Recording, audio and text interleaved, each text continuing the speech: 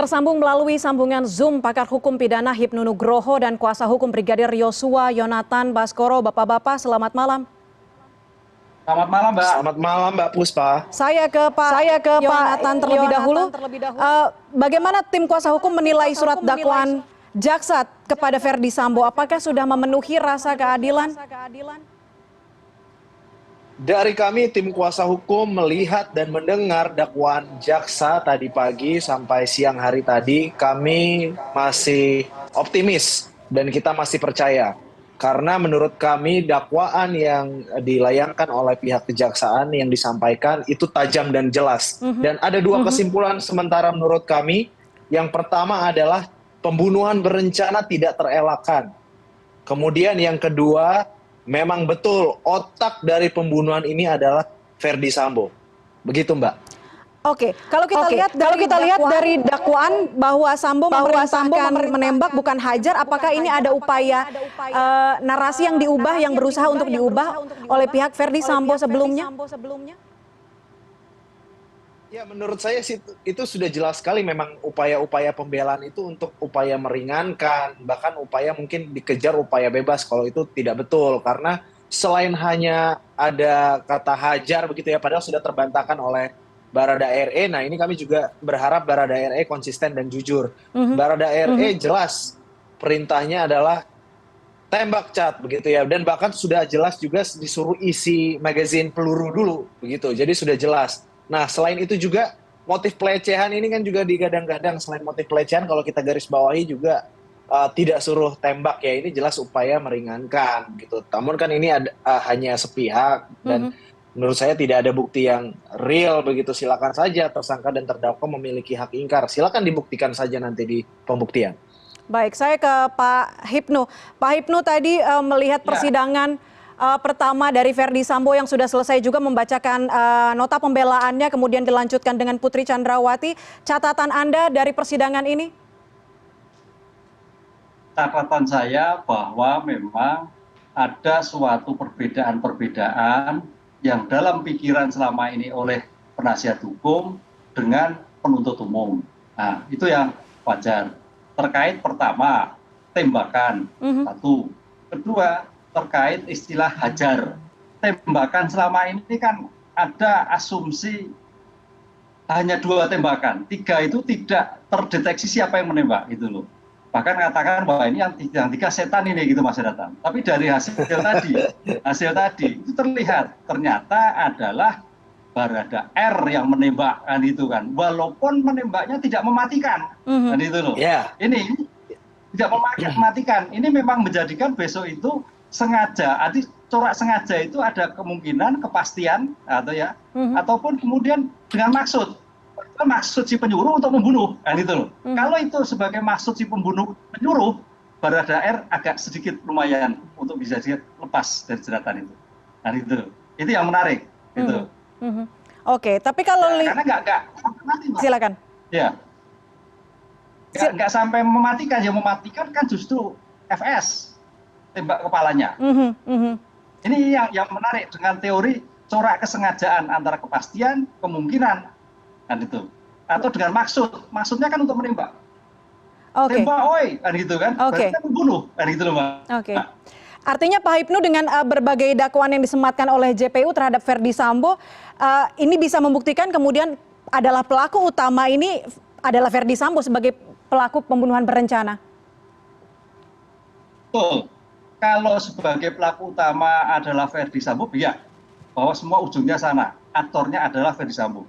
Cuman yang turut serta, baik itu RR, baik itu E, baik itu S ya atau K, itu kelihatannya ada nanti tidak seperti maksimal yang didakwakan kepada Ferdy Sambo. Makanya sekarang masing-masing tersangka terdakwa berusaha untuk mencoba lari, menghindar dari jeratan itu.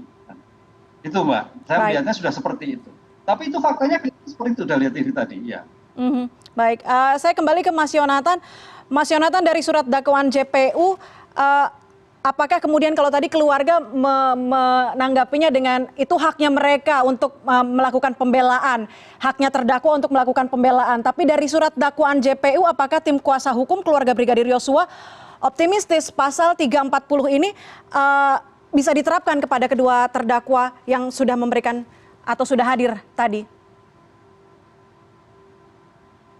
Ya kalau saya sih melihatnya ya Mbak ya, saya sepakat dengan Prof. Hipnu. Memang otak pembunuhannya ini adalah Verdi Sambo dan tapi di sini yang ingin saya sampaikan ada beberapa yang dilakukan oleh Ibu PC. Nah ini juga bisa dipertimbangkan ya. Mulai dari PC ini tahu skenario ya dan tidak mencegah suaminya untuk tidak mengeksekusi atau tidak membunuh Brigadir Yosua. Kemudian dia juga bersama-sama dengan FS, dia juga dengar arahan, ikut rapat ya kan untuk menggiring Yosua ke Duren 3.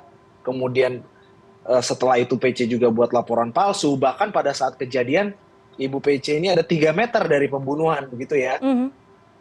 Nah, ini kami serahkan sepenuhnya kepada penegak hukum, tetapi kami meminta untuk yang seadil-adilnya. Bagaimana dengan peran Ibu PC yang sampai sejauh itu yang seharusnya bisa mencegah? Memang kalau dari dakwaan kejaksaan tidak ikut dalam membunuh begitu ya, tidak ikut dalam mengeksekusi langsung, tetapi di dalam bagian perencanaan itu PC terlibat begitu Mbak. Tetapi kita optimis lah dengan surat dakwaan yang kita pelajari dan kita lihat dengar bersama bahwasannya ini on the track kejaksaannya dan objektif begitu. Jadi kami optimis, Mbak.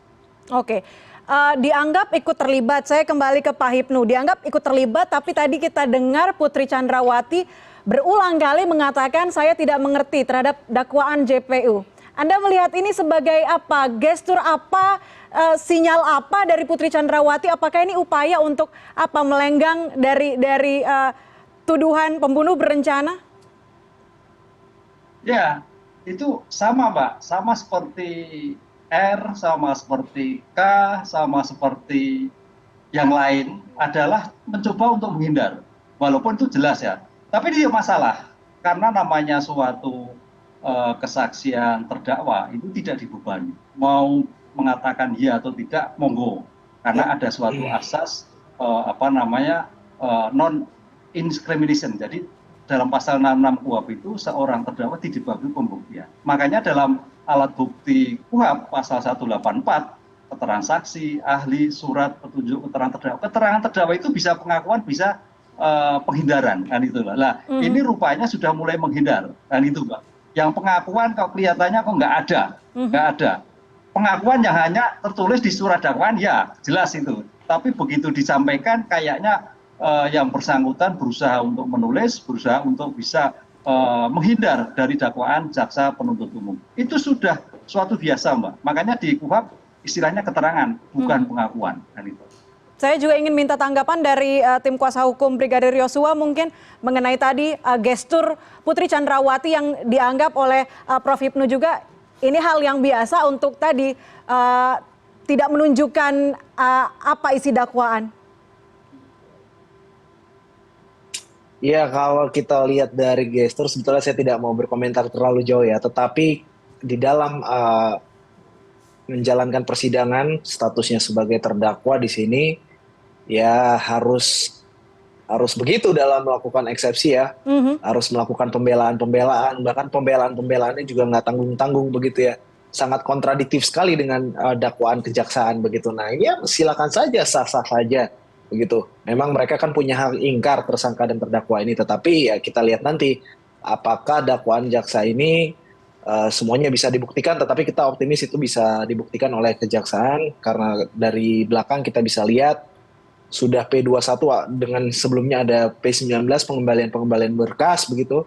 Jadi artinya jaksa sudah siap untuk mensidangkan ini begitu. Jadi ya sah-sah saja kalau misalkan mimik gesturnya tidak mengakui atau tidak mengerti. Ya mungkin itu bagian dari strategi mereka dan tim kuasa hukumnya mungkin. Oke, kalau kita berbicara soal lain, Mas Yonatan tadi Verdi Sambo tim kuasa hukumnya bersikeras begitu bahwa ada kasus pelecehan seksual dalam kasus ini. Harapan dari kuasa hukum dari Brigadir Yosua, apakah memang jaksa bisa kemudian membuktikan bahwa pelecehan seksual ini tidak ada? Iya, jadi kalau kita lihat memang motif pelecehan ini terus digadang-gadang dari awal sampai akhir ya. Nah ini kan memang kita ketahui bersama selain upaya pembelaan ya tentu ini upaya-upaya yang nanti meringankan karena kan hakim nanti akan melihat faktor-faktor apa yang memberatkan dan faktor-faktor apa yang meringankan. Tetapi menurut kami soal pelecehan seksual ini kan sifatnya hanya sepihak dan belum kita ketahui bersama buktinya apa saja. Begitu. Tetapi yang mau saya ingatkan kepada kita semua di sini, di dalam persidangan nanti, jika memberikan keterangan-keterangan ya, terutama saksi-saksi keterangan-keterangan palsu, justru itu ada pidananya. Kemudian jika berbelit-belit ya, atau menyulitkan jalannya persidangan, justru itu akan menjadi faktor yang memberatkan mereka. Maka dari itu kami menghimbau di sini, sudahlah, sampaikan apa adanya. Kami juga berdoa memohon kepada Tuhan Yang Maha Esa agar digerakkan hatinya supaya tidak keras-keras hati lagi, mau berkata yang sejujur-jujurnya. Karena nanti kan hakim akan melihat ternyata di situ ada penyesalan. Tetapi kalau misalkan masih berkelit ya tentu hakim akan mempertimbangkan bahwasannya itu justru memperhambat jalannya persidangan dan mempersulit. Tentu akan diperberat. Begitu Mbak. Oke, Pak Hipnu, kita ketahui isu pelecehan seksual yang diduga terjadi begitu, ini isunya naik turun, kemudian sekarang naik lagi di persidangan, dianggap ada kasus pelecehan seksual. Anda melihat ini akan seperti apa nanti ke depannya? Ya, ini menarik Mbak. Jadi memang sejak awal isu kekerasan seksual yang terkait dengan motif ini memang muncul. Tapi repotnya, si korban ataupun Bu PC tidak pernah memberikan suatu informasi yang jelas. Ya. Karena memang kalau dalam undang-undang kekerasan seksual, keterangan korban itu sebagai bukti ya. Ingat ya, keterangan korban sebagai bukti. Permasalahannya, bukti itu akan bernilai, ya keterangan korban itu bernilai apabila ada bukti-bukti yang lain, kan gitu Mbak. Kekerasan seksualnya mana? Lukanya mana? Deritanya mana? Ini yang tidak pernah muncul, dan itu. Ini yang masih abstraknya seperti itu, sehingga sampai kapan akan disampaikan? Tapi itu pasti terbuka, Mbak, terbuka. Nanti di persidangan terbuka. Pertanyaannya mempunyai nilai atau tidak? Nah, kalau memang tidak ada bukti yang lain, nggak akan mempunyai nilai. Ini suatu kerugian yang amat besar bagi Bu PC atau Pak VS, kan? Kalau sampai sekarang belum bisa dibukakan. Besok pun kalau sampai sudah dibuka, penasihat hukum, jaksa penuntut umum juga akan melihat buktinya mana, kekerasannya mana. Karena apa? Saya melihat kekerasan seksual ini adalah sebagai senjata akhir dalam upaya paling tidak untuk meringankan suatu pidana yang akan dijatuhkan. Oke. Ini, ya. Silakan, dilanjutkan boleh? Mau menambahkan? Ya, ini. Ya, makanya naik turun terus, itu betul. Karena suatu motif itu pasti ada, ya. Tapi di dalam pembuktian, motif itu antara perlu dan tidak perlu. Kenapa tidak perlu? Karena korban sudah ada, pelakunya jelas, buktinya jelas, kan gitu kan? Perangkaian suatu perbuatan jelas semua, sehingga motif tidak perlu. Tapi sebagai putusan hakim itu akan melihat yang memberatkan dan yang meringankan. Yang memberatkan, yang meringankan itu berdasarkan yuridis, sosiologis, maupun filosofis. Sosiologisnya apa? Oh ternyata kasus ini bermula adanya suatu kekerasan seksual. Ada suatu bahasa yang oleh Pak VS itu suatu martabat. Tadi katakan apa gunanya Jenderal Bintang 2 kalau sampai harkat martabat terinjak-injak. Nah ini kan betul itu. Tapi buktinya mana?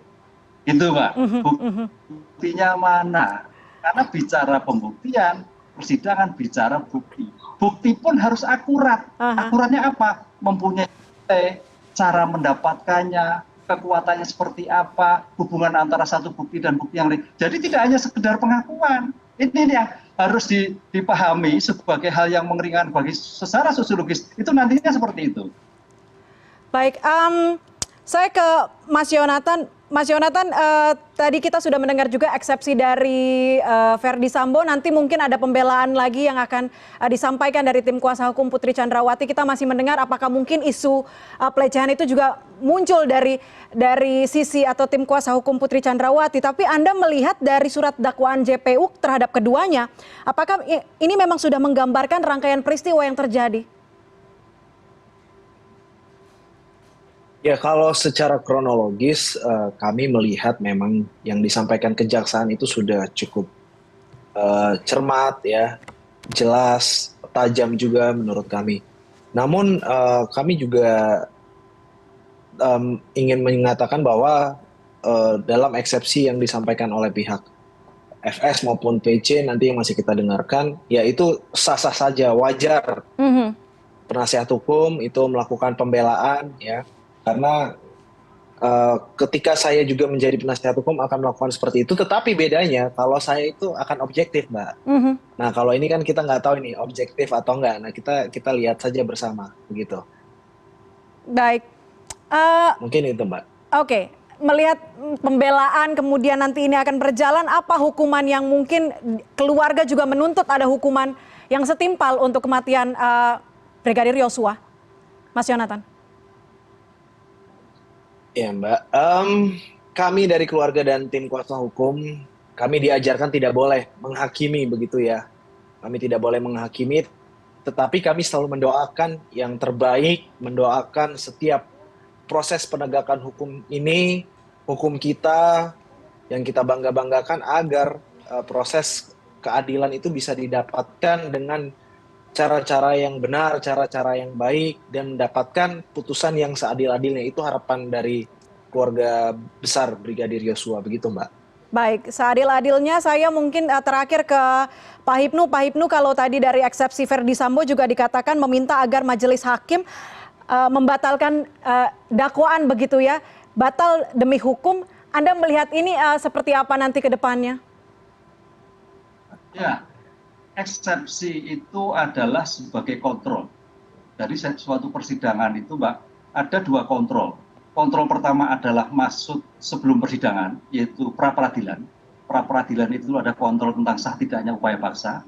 Kontrol yang kedua adalah tentang surat dakwaan. Surat dakwaan itu adalah melihat apakah surat dakwaan yang disampaikan oleh penuntut umum itu memenuhi syarat formil atau materi. Syarat formil tidak materi. Syarat formil itu identitas. Tadi sudah identitasnya. Syarat material adalah tentang lokus dan tempus deliktinya, tempat terjadinya, ya kan, waktu terjadinya. Nah ini perdebatannya nih antara Magelang, Duren 3, kan itu harus rinci nanti. Makanya kalau sampai suatu lokus dan tempus deliktinya itu tidak jelas, obskur, ya tidak kronologis secara detail, menjadikan batal demi hukum. Batal demi hukum itu batal seluruhnya. Nah, itu dianggap tidak pernah ada. Ini yang akibatnya yang terjadi seperti itu. Kalau sampai nanti hakim menilai bahwa surat dakwaan dilakukan oleh penuntut umum adalah tidak memenuhi syarat formil dan itu batal. Sehingga kalau batal dikembalikan dari nol lagi, dimulai lagi penyidikannya. Artinya keadilan yang diminta keluarga Brigadir Yosua juga tidak ditemukan jika memang nantinya ini pada hari Kamis tanggapan dari JPU mengabulkan bahwa batal demi hukum. Betul tidak ditemukan. Artinya negara dalam hal ini mewakili korban bangsa dan negara tidak firm kan gitu Mbak. Ini yang memangnya sangat harus hati-hati sekali orang penuntut umum dalam membuat suatu formal surat dakwaan harus memenuhi runtutan yang jelas, jenis dakwaannya jelas, bahasanya yang jelas kan gitu. Sehingga tidak ada secuil pun keterangan yang tidak sempat dibuktikan. Tidak ada suatu keterangan yang menjadikan celah, menjadikan suatu obskur. Jadi harus berpikir untuk tidak melompat dan sebagainya. Ini yang menjadikan momok seorang penasihat hukum ketika berhadapan dengan penasihat hukum, ternyata oleh hakim dinyatakan surat dakwaan obskur, batal demi hukum. Baik, mungkin ini bentuk perlawanan yang disampaikan atau yang dilakukan oleh terdakwa Putri Chandrawati dan juga Verdi Sambo. Tapi kita lihat nanti hakim menyatakan hari Kamis pukul 9.30 ada tanggapan dari jaksa penuntut umum mengenai hasil atau kesimpulan dari eksepsi tadi. Kita tunggu nanti seperti apa. Terima kasih banyak pakar hukum pidana Hipnu Nugroho dan juga kuasa hukum Brigadir Yosua Yonatan Baskoro sudah bergabung bersama kami di CNN Indonesia Breaking News. Selamat malam. Selamat malam Mbak Puspa. Selamat malam. Prof Hipnu, keep in touch ya. Terima kasih Prof. Dan